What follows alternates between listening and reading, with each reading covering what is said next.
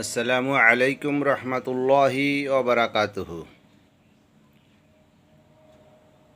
সবাইকে আজকে জুমার দিনের জুমা মুবারক।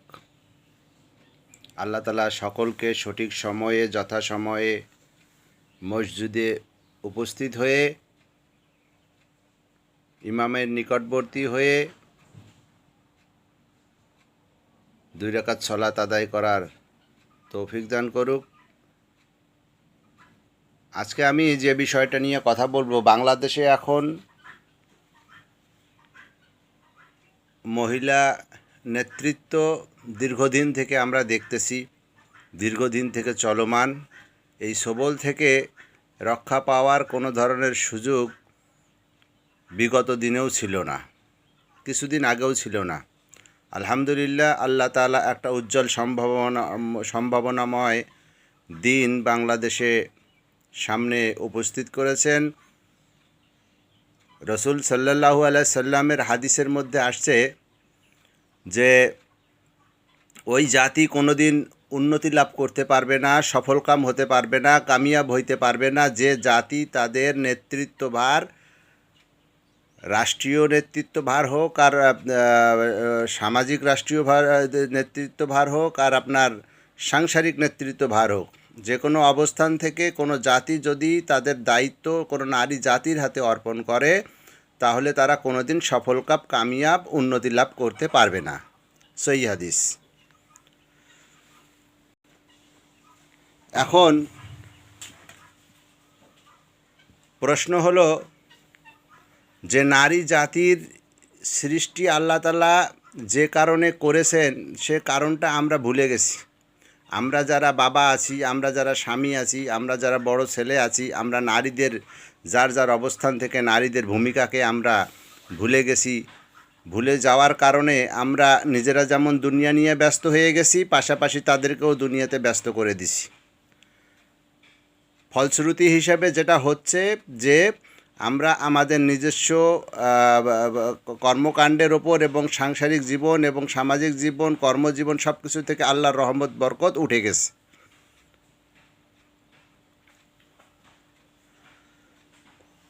একটু আমরা রাসূল সাল্লাল্লাহু আলাইহি ওয়াসাল্লামের হাদিসের দিকে তাকাই, সহিহ হাদিস, যে কোনো নারী যদি 4টা কাজ করে তো আল্লাহ তাআলা হাসরের মাঠে বলবেন, ওই নারীকে বলবেন যে তোমার আর জান্নাতের 8টা দরজায় খুলে দেওয়া হলো, যে দিক দিয়ে ইচ্ছা তুমি প্রবেশ করো। সুবহানাল্লাহ। সে 4টা কাজ কি? যে কোনো নারী যদি 5 ওয়াক্ত সালাত খুশু খুজুর সাথে সহি শুদ্ধভাবে আদায় করে। 2 নাম্বার হলো কোনো নারী যদি রমজান মাসের সিয়াম পালন করে। 3 নাম্বার হলো কোনো নারী যদি তার লজ্জা স্থানের হেফাজত করে। 4 নাম্বার হলো কোনো নারী যদি তার স্বামীর আনুগত্য করে। এই 4টা কাজ যদি করে কোনো নারী, আল্লাহ তাআলা তাকে 8টা দরজায় জান্নাতের খুলে দিবেন, যেদিক দিয়ে ইচ্ছা সে প্রবেশ করে। সুবহানাল্লাহ। এখানে এই 4টা কাজের বাইরে আপনার অন্য কোনো কথা কিন্তু এই হাদিসের মধ্যে আসে না, এটা সহিহ হাদিস। তো সেক্ষেত্রে নারীদের উপার্জন করা, নারীদের নেতৃত্ব দেওয়া, যে কোনো অবস্থান থেকে হোক না কেন, রাষ্ট্রীয়ভাবে হোক, সামাজিকভাবে হোক, সাংসারিকভাবে হোক, নারীরা একটা জিনিস মনে রাখবেন, নারীরা কিন্তু চালিত,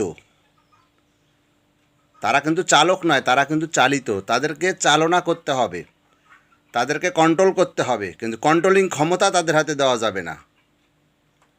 যে পরিবারে নারীদের হাতে কন্ট্রোলিং ক্ষমতা দেওয়া হয়েছে আছে, আপনারা দেখেন সেই পরিবারে অশান্তি লেগেই আছে।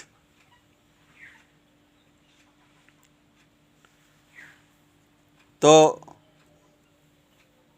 সূরা নিসার 34 নম্বর আয়াতের দিকে আমরা একটু তাকাই। আল্লাহ তাআলা কি বলছে? সূরা নিসার 34 নম্বর আয়াতে আল্লাহ তাআলা বলছেন যে আমি নারীর অভিভাবক হিসেবে পুরুষকে সৃষ্টি করেছি এবং নারীর ভরণ পোষণের দায়িত্ব আমি আল্লাহ পুরুষের হাতে অর্পণ করেছি। সুবহানাল্লাহ, কত সুন্দর কথা। নারীরা কি করবে? তারা স্বামীর আনুগত্য করবে। স্বামীর সন্তানের লালন পালন করবে, স্বামীর সম্পদের হেফাজত করবে।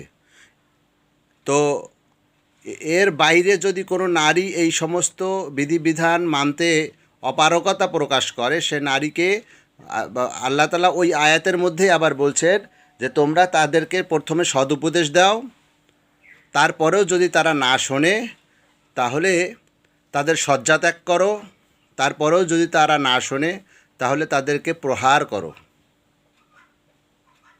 এতে যদি তারা বুঝতে পারে, নিয়ন্ত্রণে আসে, তাহলে তাদের বিরুদ্ধে আর অন্য কোনো ব্যবস্থা তোমরা নিও না। এটা স্বয়ং আল্লাহ তাআলার কথা। রাসূলুল্লাহ সাল্লাল্লাহু আলাইহি সাল্লামের হাদিস থেকে আমরা দেখলাম এবং আল্লাহর কোরআনের বাণী থেকে, আল্লাহর কোরআনের আয়াত থেকে আমরা বুঝতে পারলাম যে নারী নেতৃত্ব বলেন, নারী কন্ট্রোলিং বলেন এবং নারীকে কোনো পরিবারের অল ইন অল প্রধান বানানো, এটা ইসলাম সমর্থন করে না।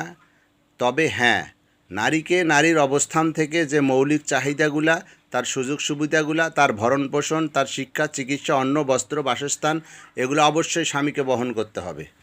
কষ্ট দেওয়া যাবে না। স্বামী নিজে যেটা খাবে স্ত্রীকে খাওয়াবে, নিজে যেটা পরবে স্ত্রীকে পরাবে, নিজের জন্য যেটা করবে স্ত্রীর জন্য সেটা করবে। কিন্তু স্ত্রীকে কখনো চালক বানা যাবে না, তাকে চালিত করতে হবে। আল্লাহ তাআলা আমাদেরকে সবাইকে সঠিকভাবে জেনে বুঝে কোরআন হাদিসের ওপর জীবন যাপন করার তৌফিক দান করুক এবং স্বামী স্ত্রীর মধ্যে, আমাদের প্রত্যেক স্বামী স্ত্রীর মধ্যে সংসারের দাম্পত্য জীবনে আল্লাহ তাআলা সুখ এবং সমৃদ্ধি দিয়ে ভরে থাকুক, এই কামনা করতেছি। আর আমার কথায় কেউ কষ্ট পাবেন না। আমার অনেক মা বোনেরা হয়তো কষ্ট পাবেন, কিন্তু আমি এখানে কোরআন এবং হাদিসের দুই উদ্ধৃতি দিয়েছি। তো সেক্ষেত্রে এখানে কেউ যদি এই কথাগুলোকে অ্যাভয়েড করেন, উপেক্ষা করেন, অবশ্যই তার ঈমান থাকবে না। কারণ কোরআন হাদিসের কোনো কথা অস্বীকার করা এটা হইল কাফের মুশরিকদের কাজ এবং ঈমানহীনতার কাজ। আসসালামু আলাইকুম রহমতুল্লাহি ওয়া বারাকাতুহু।